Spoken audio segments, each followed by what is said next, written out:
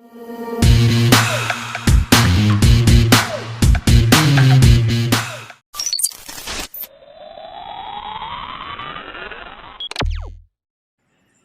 Friends, எல்லோரும் எப்படி இருக்கீங்க? நல்லா இருக்கீங்களா? ஃப்ரெண்ட்ஸ், நம்ம சேனலை சப்ஸ்கிரைப் பண்ணுங்கள். அப்படியே பக்கத்தில் இருக்க பெல் ஐக்கானை கிளிக் பண்ணுங்கள்.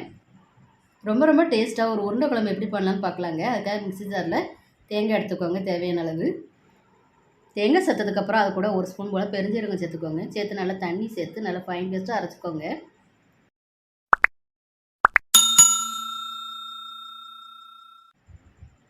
அடுத்ததாக பருப்பு உருண்டை செய்யறதுக்காக நம்ம ஒரு மணி நேரம் போல் ஊற வச்ச கடலை பருப்பை மிக்ஸி ஜாரில் இந்த மாதிரி சேர்த்துக்கோங்க. கூடவே ஒரு அரை ஸ்பூன் பெருஞ்சீரகம், ஒரு 3 போல் வரமிளகாவை காரத்துக்கு இது மாதிரி சேர்த்துக்கோங்க. பருப்பு உருண்டைக்கு தேவையான அளவு கொஞ்சமாக உப்பு சேர்த்ததுக்கப்புறம் கூடவே கொஞ்சமாக இஞ்சி சேர்த்துக்கோங்க. உருண்டை பிடிக்கிற மாதிரி இந்த மாதிரி குறப்பாக நல்லா அரைச்சி எடுத்துக்கோங்க.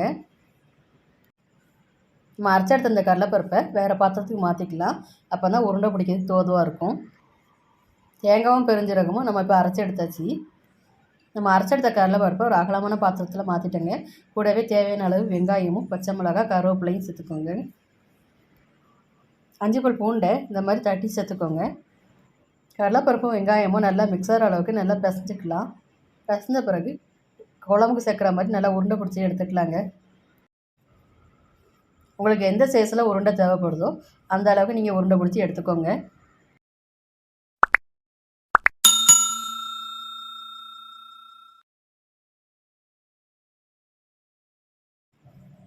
நம்ம அரைச்செடுத்த மாவை எல்லாத்தையும் இது மாதிரி உருண்டை பிடிச்சி எடுத்துட்டோங்க.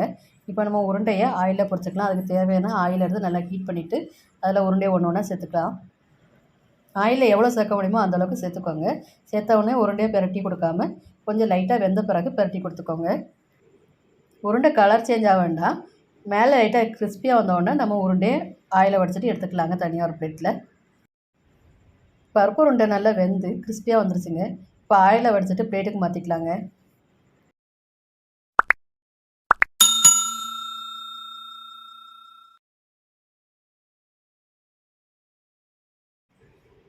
இப்போ உருண்டையெல்லாம் ஆயிலில் பொரிச்சு எடுத்ததுக்கப்புறம் அந்த ஆயிலை வேறு பாத்திரத்துக்கு மாற்றிக்கோங்க. இப்போ அதே கடாயில் 2 ஸ்பூன் போல் ஆயில் சேர்த்துட்டு கொஞ்சமாக கடுகு வெந்தயம் சேர்த்து தாளிச்சிக்கோங்க. 7 பல் பூண்டை இந்த மாதிரி தட்டி ஆயிலில் சேர்த்துக்கோங்க. சேர்த்துட்டு நல்லா வதக்குங்க. குழம்பு நல்லா மணமாக இருக்கும். இப்போ நம்ம பொடியாக கட் பண்ண ஒரு பெரிய வெங்காயத்தை சேர்த்து நல்லா வதக்கிக்கலாங்க.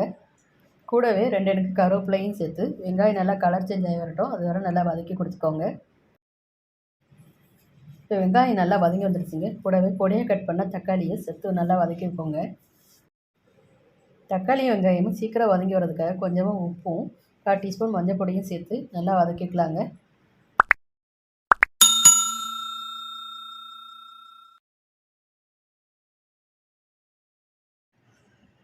இப்போ நம்ம சேர்த்துருந்த வெங்காயம் தக்காளியும் நல்லா வதங்கிடுச்சு. இப்போ குழம்புக்கு தேவையான 1 ஸ்பூன் மிளகாத்தூளும் 4 ஸ்பூன் குழம்பு மிளகாத்தூளும் சேர்த்து வெங்காயம் தக்காளி கூட நல்லா வதக்கி கொடுத்துக்கலாம். மசாலா நல்லா வதங்கி மசாலாவோட பச்சை வாசனை போனதுக்கப்புறம் குழம்புக்கு தேவையான அளவு புளிக்கரைசலை சேர்த்துக்கலாங்க. புளியோட அளவு கம்மி பண்ணிவிட்டு நீங்கள் தக்காளி அதிகமாக சேர்த்து குழம்பு செஞ்சீங்கன்னா குழம்பு நல்லாயிருக்கும். என்கிட்ட தக்காளி பழம் இல்லாதனால நான் புளி கொஞ்சம் அதிகமாக சேர்த்துக்கிட்டேங்க. நல்லா கலந்து கொடுத்துட்டு புளியோட பச்சை வாசனை போகட்டும். அது வரை நல்லா கொதிக்க வச்சுக்கலாங்க. இப்போ புளியோட பச்சை வாசனை போய் குழம்பு நல்லா கொதி வந்துருச்சு. இப்போ நம்ம அரைச்சி எடுத்து தேங்காய் பேஸ்ட்டு குழம்புல சேர்த்துக்கலாங்க. இப்போ இந்த பருப்பு உருண்டை குழம்புக்கு தேவையான அளவு தண்ணியும் சேர்த்துக்கலாங்க. கூடவே தேவையான அளவு உப்பும் சேர்த்துக்கோங்க. இப்போ நம்ம உப்பு சேர்த்ததுக்கப்புறம் குழம்பு நல்லா கலந்து கொடுத்துக்கோங்க. கலந்து கொடுத்துட்டு நல்லா கொதிக்க வச்சுக்கலாம். பருப்பு உருண்டை குழம்பு ஓரளவுக்கு தண்ணியாக இருக்கிற மாதிரியே வச்சுக்கோங்க. நம்ம உருண்டை சேர்த்த பிறகு குழம்பு கெட்டிப்பட்டுருங்க. அதனால் தண்ணியாகவே வச்சுக்கோங்க. இப்போ நம்ம பொரிச்சு எடுத்த உருண்டையை ஒன்றா குழம்புல சேர்த்துக்கலாம். இப்போ உருண்டையெல்லாம் குழம்புல சேர்த்ததுக்கப்புறம் ஒரு 10 நிமிஷம் போல் குழம்பு நல்லா கொதிக்க வச்சுக்கோங்க. கொதிக்க வச்சதுக்கப்புறம் கடைசியாக கொஞ்சமாக மல்லியில் தூவி இந்த பருப்பு உருண்டை குழம்பு நம்ம இறக்கிக்கலாங்க.